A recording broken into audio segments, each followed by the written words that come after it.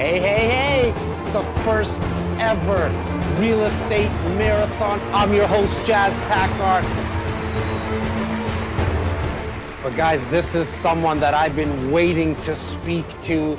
He is the man. He is the dean of condos. He essentially brought condo living to the city of Toronto. You heard that properly. He is the man who brought condo living to the city of Toronto. He's the CEO and president of Milborne Group. He's none other than the dean of condos himself, Mr. Hunter Milborne. How are you doing today? Fantastic, Jess. Thanks so much. I am so excited to have you and honored to have you today, Hunter. Kind introduction, which was bordering on eulogy. Thank you so much. Thank you so much. Hunter, welcome. Welcome to the Real Estate Marathon. You're in the virtual arena. I wanted to bring you on because of your vast knowledge of real estate as a whole. I mean, you're dubbed the dean of condos, yes, but I mean, you know it all when it comes to investing in real estate. I want to dive in. So what was the first condo that you brought to the city, my man? Well, the first condo that we did, people used to tease me that we started when the Earth's crust was still cooling, so, but it was mid-70s. It wasn't that long ago. A lot of people don't remember or don't know that, but condominium legislation in Canada and BC was enacted in 1966 and in Ontario was 1967. So prior to that, there was no such thing. Okay.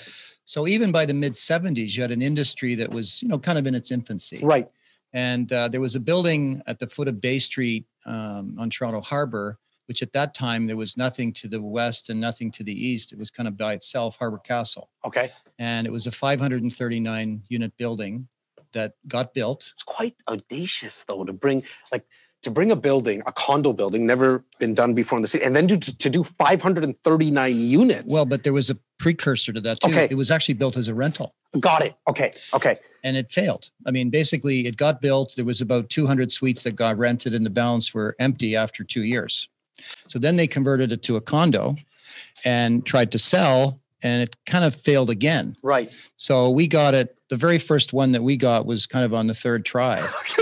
And, but when things are hard, when it starts out really difficult, I think that, is when, and people who've started their real estate career, if you start out in a boom period, it's easier. If you get into a slowdown period, it's tougher. If you start in a difficult period, then I think it makes it a little bit more enduring and a little bit longer. So that building today, I mean, it's probably, I was just chatting with Simeon, your colleague, and people would be surprised to know, but that was, mid to late 70s, we started to sell that, and it was $60 a square foot average. Oh my God. What is the average right now in Toronto? Downtown is probably Toronto. 13 to 1500, right? $60, 60. Okay. Yeah, and that's in a lifetime, right? Right. So, how crazy did people think you were with this condo? People would come in and say, well, now how's this going to work? Like, you have this little piece of, you don't own the land, you got this, who's ever going to buy it from me again? How's this going to work, right? But, slowly but surely it, became a mainstream product, right? And now we see it, in downtown Toronto go up to $13.50 price per square foot. What do you attest that to? Listen, I think that, you have to go back a few years to the provincial Greenbelt legislation. Okay. So in 2005, the province was very concerned about urban sprawl, subdivisions taking up farmland. So in the sweep of a pen, they froze about 1,600,000 acres in a big horseshoe around Toronto. And what that did was it pushed things in and it pushed things out, and they passed these intensification bylaws. So they said, look, we're going to have density where there's transit, and we're going to have density where there's already services, police, fire, schools, water, sewer, like all the services. So what's happened now is that what it did was in 2005, it really severely constricted the supply of single-family homes. We almost got kind of on an island here in Toronto. Right? Exactly. And what happened was that by 2012, CIBC came out with a big study. Okay. And it said, quote, that the most expensive real estate in the world are the islands. Right. Manhattan, Singapore, And what had happened there, Hong Kong. We see it even in Vancouver, kind of, Yeah, a little bit. Yeah. Yeah. Well, what happened here was that they said basically by creating this circle around the city with the lake, it basically effectively made Toronto the equivalent of an island. We haven't figured out what Dubai has yet in terms of building on the water yet. And so, but it's all supply and demand. I mean, the Right. CMHC came out with a study not so long ago that said that the GTA needs 50 to 55,000 new homes per year to stay balanced in the market. And what's the record that we've done? Is it like 40,000 or maybe 42? 42. Yeah. 42, And that's a mix of the highest year annual sale for condo was about 36,000. And that's only pre-construction, not any resales. That's Right. just and probably the lowest in the last few years, 5, 6, 7 years was around 20,000. Now, Hunter, when you, because you're an investor yourself, you essentially sell right now, and approximately 25% of condos that get sold in this city. I mean, that's your organization that do it. We're so blessed to have you as someone that we rely on when it comes to getting inventory for our insiders. But when you're looking at an investment for yourself, where are you wanting to invest? Like in the greater Toronto area, what's some of the fundamentals that you look for? Listen, I think the first and most important really is the sponsorship. Okay. Who's behind the project? The strength, the financial strength, and the consultant teams and the experience of the development group. Second is really transit. Right. Because 40 to 50% of all the new projects that are coming and have come in the last few years have been within 500 meters of a transit stop. So if you can combine those two things, and then third is affordability. Right. Because, if you can bring out a community, and I know one of the ones we're going to get more specific about with, other guys that you're going to chat with today is if you can have something that's affordable, where you bring out a building where 70, 80, 90% of the building is, under $600,000 or $650,000. That's the combination that, will destine it for good appreciation, I believe. You travel the world and look at world real estate. You mentioned transit. What is it? Like, what have you seen over the years happen to real estate values, A, and B, the rentability of these condo units around transit? Well, I think it also starts really with immigration, right? Okay. I mean, and the U.S., which was founded based on immigration, what made America great? I think our colleague to the south kind of forgot what made America great in the first place, and that was immigration. And Yes. We're still very, very immigration friendly, and I think we're taking advantage. We're not building any walls; we're opening our doors, and I think that there may be a hiatus this year, but I think it's going to return with a vengeance shortly. And I think that the population of Toronto today is about 6 million people. Right. It's the fourth largest city in North America. By 10 years from today, it's going to be 8.5 million people. So there's 2.5 million people are going to move to Toronto in the next 10 years. That's our government's prediction, right. not the guys with a little bit of a bias like right. us, right? Yeah. It's just true facts. Yeah. And they're actually speeding it up because of this year, because of the pandemic, and because we've closed the borders down.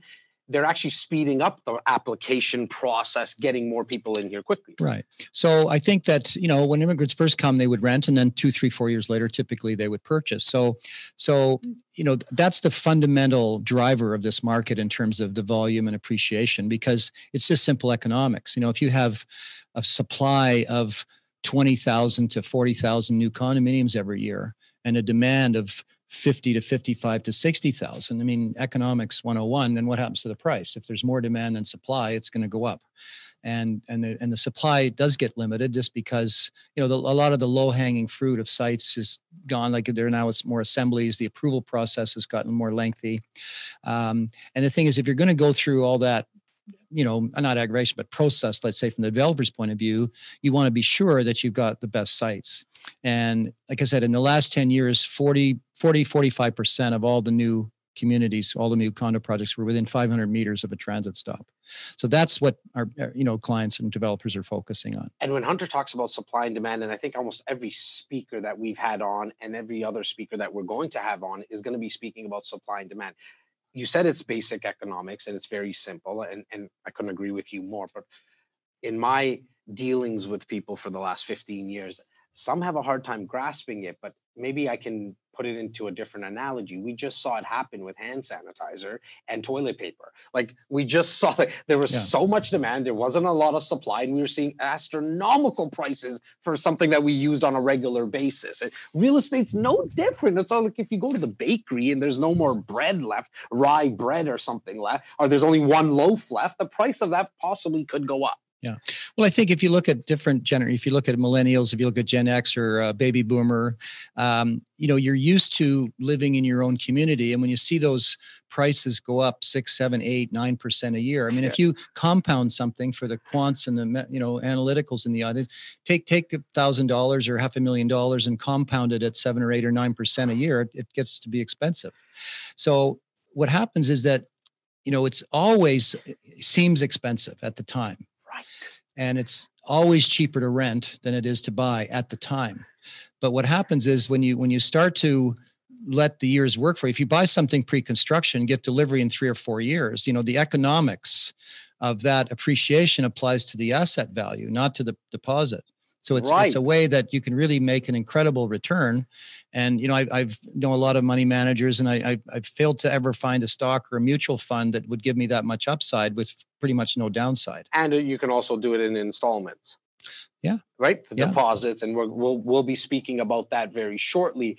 To your point about it always seems very expensive at the time. A project that we did, our organization was very lucky to be working with you at that time, was in the east side of downtown Toronto for River City. Right.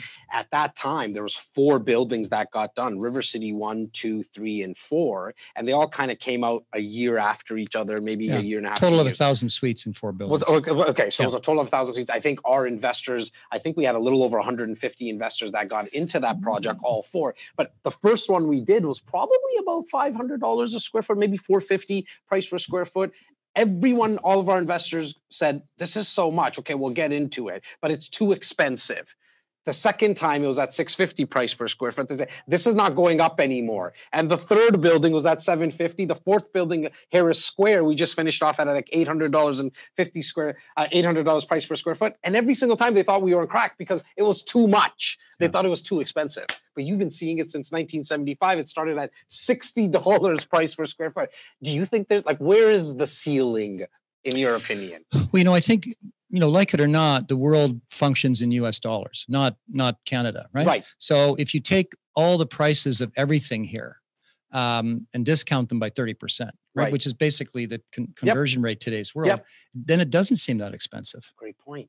It's a great point. And there's also a myth that, there's all these foreign buyers. Right. And I can tell you the foreign buyer percentage in Toronto is probably 2 to 5%, right? It's very, very low. And it's never been that high. Vancouver was higher. Yes. And so much closer to Hong Kong, right? Yeah. And that's where you see a lot of them come in. And one of the things about Vancouver that I think people find interesting is that, Vancouver is even more land constrained than Toronto. You have ocean, you have US border, you have mountains, and you have a lot of Aboriginally owned land. Mm-hmm. So only 2% of the land in British Columbia is privately owned. Interesting. And they got what they call ALR, Agricultural Land Reserve, which is the equivalent of our Greenbelt in the 70s. Because in the valley, in that Fraser Valley, the farmland just was, because of those constraints, got eaten up quicker. So their constraining equivalent of Greenbelt came, basically 30 years earlier. And then that's why prices are more expensive there. And it goes right back to supply and demand. Goes right back to supply and demand and the lockdown of the land lockdown. And I think there's a unique opportunity right now, because if you look at what we sold, we call it pre-COVID, last fall, September to December, prices were at a level. Yes. The new projects that we're launching today are slightly higher. The prices are higher, but the deposits are lower and the deposits are more extended, because when we've done our research with our purchaser community and broker community, they said, look, be gentle on the deposits. Just make it more affordable. If you can't do it on the price, listen, if a developer could sell a pre-construction condo for cheaper, they would, right? They've got land costs, hard costs, soft costs, a profit requirement. They've got levy. The things are priced a lot of expenses at pretty much what they have to be priced at to sell. And, the banks want 70% of the building sold in order to get financed. So that's a priority for us to mitigate risk and things like that. So what happens is that what used to be a 20% deposit over 9 to 18 months is now a 15% deposit over 2 to 2.5 years. Well, sometimes you come across projects that's 5% every single year. Like, so you're only putting down 5% on your $600,000 purchase at $30,000. And what that does is it's prudent leverage is what we would call it, because what happens is you're buying an asset where the price is moving up. Yes. And you're putting your money down 5% a year, let's say for 3 years, and you're getting delivery in the later part of that third year typically. And, if you take that asset value, and even if you compound it out at, never mind 6, 7, 8%, even at 3 or 4%, it's a spectacular return on that deposit. And you don't need to actually get a mortgage right now. So you're not tying up the ability to leverage and get more financing. Question that I get a lot, and I'm not even sure in all the years I've known you, Hunter, if I've asked you, what's your preference between 1 bedrooms and 2 bedrooms? Listen, I think, I own a lot of condos personally. I know. That's all. I'm very interested, like within your own portfolio. You violate the drug dealers, credence and don't get high in your own supply, right? Yeah. So, I just am in love with condos. I think they're a fabulous investment. And, I've get called, every now and then, once or twice or 3 times a year, I'll get a call from people who bought from us 5 years ago, 10 years ago, 15 years ago, 20 years ago. And the first couple of times I got these calls was, they'd say, I want to thank you. And it's, well, okay, for what? I'm wealthy. You sold me over 5 years, you sold me 4 condos. The mortgages are paid off. I have this rental income. I would have never been able to do that. I became, I have a net worth in 7 figures that I would have never had if I didn't get started. Yeah. Now, do you notice that there's a bigger return on a 1 bedroom or versus a 2 bedroom? Like, what's your personal preference? I don't know that I have a person, but I think, it's funny. Is it based on the location too sometimes? Yeah. Okay. You have location of the building, but then you have location within the building. Yes. Because there's an old saying in real estate, if you want to make money in real estate, you buy the cheapest house in the subdivision. Yes. So that's an argument because it'll get dragged up further. Right. So that's an argument for a 1 bedroom. But then the other corollary is that, the best real estate goes up the most. So if you pick the top southeast corner penthouse, with the best view, maybe that's not such a bad strategy either. That's not a bad strategy either, for sure. But, it's funny because we always talk about Warren Buffett, the world's best investor, and he has 2 rules for investing. And hopefully some of our audience is going to know. And then usually we ask, and some people know, some people don't know, but it's the first rule is don't lose your money. Yes. So, to me, when I first heard that, I thought, well, here's the guy who's supposed to be the most strategic, most aggressive, most capable investor in the world. Like, where is there any strategy in that? Where is there anything that's intelligent or whatever? It's like 100% defensive. Right. Just don't lose your money. And then rule number 2 says, see rule number 1. There's no rule number 2. It's the same rule. It's the same rule. So like just repeat and repeat. Yeah. So my advice to people is just very simple, is that if you're not going to lose, by default, you're going to win. So how do you prevent yourself from losing? Mm-hmm. And I think what you do is you don't buy more than you can afford, because some people get caught, they make a mistake and they say, gee, if I'm going to buy 1 I'm better to buy 3, I'm better to buy 5, I'm better to buy 10. I'm going to leverage everything. I'm not going to pay my debt down. So, my advice would be, don't buy more than you can afford. And as a corollary, don't sell at the wrong time. Right. And if you follow those 2 rules, you're not going to lose. And sorry, when you say don't sell at the wrong time, I want you to elaborate. Well, the world there's economic cycles, right? And they've been relatively in the last 50 years, we did a little webinar on the last 6 or 7 downturns, right? There was, credit crisis in the US, tech bubble, this last 120 days. Yes. So, economies ebb and flow, but you have this long-term trend up. There's a certain amount of inflation built into the system. So if you have too many units and, tenants becomes more scarce, or you get caught and have to liquidate something, mm-hmm. How many people do you know that have sold real estate and lost money? Right. Not too many. How many people do you know have sold stocks and lost money? I actually know people who have, who at times probably should have just held on to their real estate and they would have made a lot more money. Yeah. Right. Creating that long-term wealth. Right. It's one of the reasons we dubbed this the real estate marathon, because real estate is a marathon. You need to hold on to it and to create long-term wealth. I mean, someone like yourself, you've done it personally for yourself, but you've seen hundreds of thousands of people do it over the years. Well, and Warren Buffett, when you were asking what's his average holding period, he said forever. Yes. Like if he buys something that's great, then why sell it, right? Well, I just read something really recent, like maybe a couple of weeks ago. Warren Buffett and Jeff Bezos were having lunch, and Jeff Bezos, CEO of founder of Amazon, said to Warren Buffett, "Why don't people just do what you do and just actually listen to you and then actually do it?" And Warren Buffett looks over to him and he said, "Because nobody has the patience." Okay, interesting. Right? Like people just want to get rid of, or they want to make that quick buck. There's opportunities, I believe, in real estate to do that, but to create that long-term generational wealth, it's holding on to it forever. Yeah. Yeah. Mr. Hunter Milborne, I am once again honored to have had you on the first ever real estate marathon. You made history with us. You made history with the marathoners as well. I look forward to be launching this exciting new opportunity that's coming up in the next minute or two. I'm going to be having the CEO of Emblem Developments. It's Cash Pastuchin. I'm going to have him on, and I'm going to also bring on my business partner, bring him back on. You haven't seen his good-looking Greek bald face since the opening, so I'm going to be bringing him on as well. Once again, Hunter, thank you so much. Thanks, Jazz, and I know you're going to look forward to listening to Cash and his enthusiasm and passion and wisdom, and talking a little bit about Artform, the building that's coming up at here, Ontario and Dundas. Thanks so much. Thanks, guys. Thank you.